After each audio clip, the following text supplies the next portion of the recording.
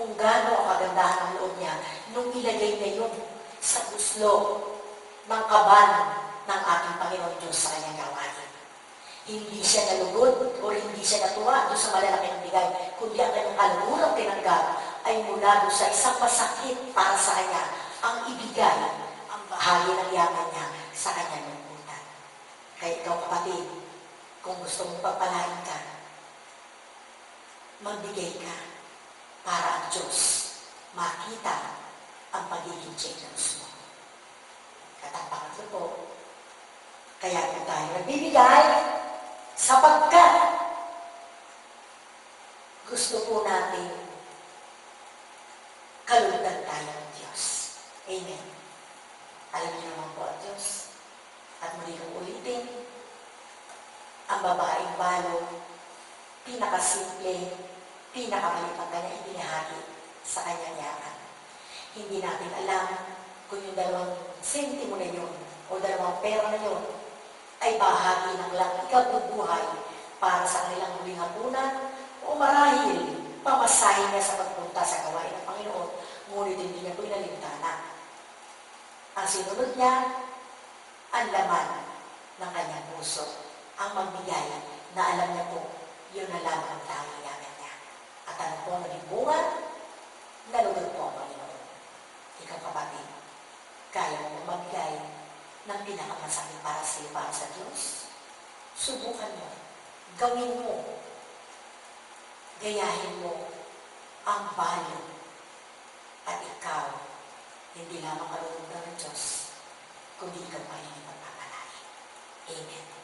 Sabi nga po sa Kawikano 9:11, pasasayarain tayo ng Diyos. Kapag ang tao kung bukas ang kamay, tandaan po natin, kapag nagbuhos ang pagpapala ang Diyos, lagi siya makakasayo. Ngunit ang tikong ang kamay, lalo maghihirap. Yun na lang ang pipilitin mo pagpuno o punuin para sa ikabubuhay mo sapagkat hindi ka mapagbigay, walang darating sa iyo. Tigong kasi ang kamay mo eh. Pag nagbuhos ang Diyos, nakasaka ang kamay mo, wala kang masasalo. Ngunit sa isang salitang tama para sa harapan ng Diyos, subukin mo ang Diyos kung di buksan niya ang pintuan o bintana ng pagpapala sa iyo. Isa lamang pong katanungan, kapatid. Marami ang naghihirap at lalo naghihirap kasi hindi sila marunong magbigay. Ang mahirap na marunong pa rin magbahagi, hindi pa nagagamit yung pagpapala mo sa iba, meron na dumarating na pagpapala mula sa Diyos. Ang sabi na po ng Diyos, kapag ikaw ay nagbigay, papalitan niya ito ng suntakal, siksik, liglig at umakapaw. Napakasarap ang bigay, damahin mo, subukan mo, gawin mo, isabuhay mo, iisa lang ang ipakikita, ipaparanas sa iyo ng Diyos. Higit pa sa ibinigay mo ang tatanggapin mo mula sa Kanya. Kaya nga po sa ating pag-aaral, sabi nga po, kung tayo nilalapitan ng mga nangangailangan, laging nilalapitan ng may gustong humingi ng tulong mula sa atin, lagi tayo nagtatanong sa sarili natin, Panginoon, wala naman akong sapat na yaman, wala akong kayamanan, ang daming humingi ng tulong, ang daming nangungutang, ang daming lumalapit, sino ang aking tutulungan, sino ang aking pagpapalain? Ang sabi ng Diyos, kung sino ang lalapit sa iyo, na ituturo ko, siya ang tulungan mo, siya ang bigyan mo, sapagkat pagpapalain kita upang sa gayon marami ang pasalamat para sa akin. Napakasimpleng nagubili ng Diyos. Napakasimpleng niya pakiusap ng Diyos. Ang lumalapit, tulungan mo. Ang humihingi, bigyan mo. Ang nagugutom, pakainin mo. Ang nauuhaw, painumin mo. Kung may sakit, aliwin mo. Kung may nabibilanggo, dalawin mo. Isa lang ang masasabi ng Diyos. sinunod mo ang gusto niya para sa iyo. At huwag ka mag-alala, kapatid. Hindi ka matutuyuan at hindi ka mauubusan ng mga biyaya mula sa Diyos. Sabi nga po dito, masakit sa tao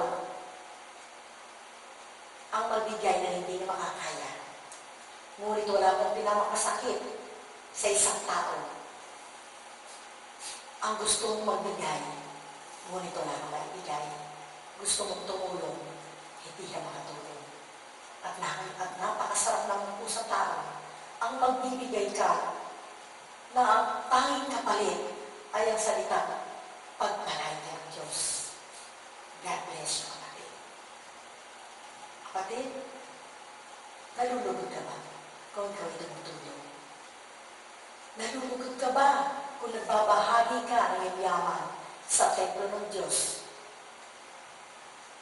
Nalulugod ka ba kung ang kanyang templo ay nakatutulong ka sa mumunting niya mga pangkailangan? Kung nararamdaman mo, nararanasan mo na ikaw ay nabahagi na nagbibigay ng pala sa iyong kapwa at sa kanyang templo, mapalad ka sapagkat isang puso kang generous o may kabutihan loob. Kaya nga po, sabi ko nga po sa inyo kapatid, huwag kang mabahala sa anong bagay. Kung ikaw ay magbigay, ikaw ay mapagpala, hindi mo pa hinihingi sa Diyos. Ibinibigay niya na sapagkat alam niya, lagi bukas ang palad mo sa mga nangangailangan sa iyo. Nawapoy na pagpala tayo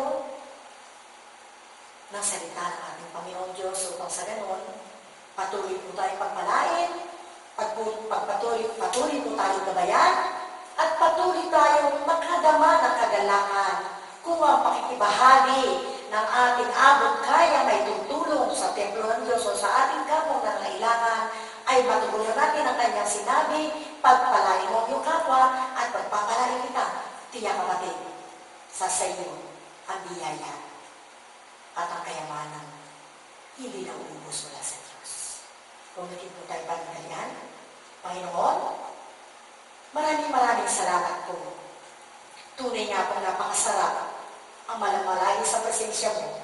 At lalong masarap, Panginoon pong Diyos, ang sumunod sa mga utos mo. Sapagkat alam mo namin, ang bawat salita na mumutawid sa iyong mga labi ay katulad po ng isang pangakong hindi nababaliw. Ang sabi nga po sa iyong salita, maglalaho ang langit at lupa, ngunit isa pa sa iyong salita ay hindi magkakabula.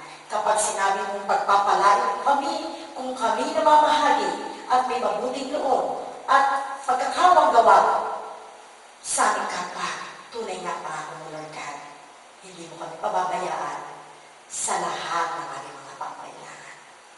Patuloy mo po kami pagpalain, patuloy mo rin pong pagpalain ang aming puso na magpala upang sa gayon, Panginoon kong Diyos, lagi mo namin maramdaman ang biyaya dumarating sa amin ay mula sa iyo, buhat sa iyo, sa iyong salita, sa iyong pangako. Salamat po, Panginoon. Akin po dinadalangin na ang sino man pong nakikinig o nanonood ng programang ikanilang pinanonood sa mga sektor, Lord God, pagpalain po sila. Kagalingan sa lahat ng may mga karamdaman. Kagaan ng kalooban sa lahat ng may kasakitan. Pagpuno ng kanilang kaibatang yaman mula sa mga kayamanang hindi nauubos mula sa iyo. At dahil po sa iyong kabutihan at pag-ibig sa aming Panginoon, patuloy ka po namin sinasamba, patuloy ka po namin nilululami, patuloy ka po namin pinapupurihan, patuloy ka po namin pinasasalamatan sa Espiritu at Kataraan. Sa iyo pong papuri, Ama, Anak at Espiritu Santo, ngayon magpakailanman, magpasawalang hanggan. Amen.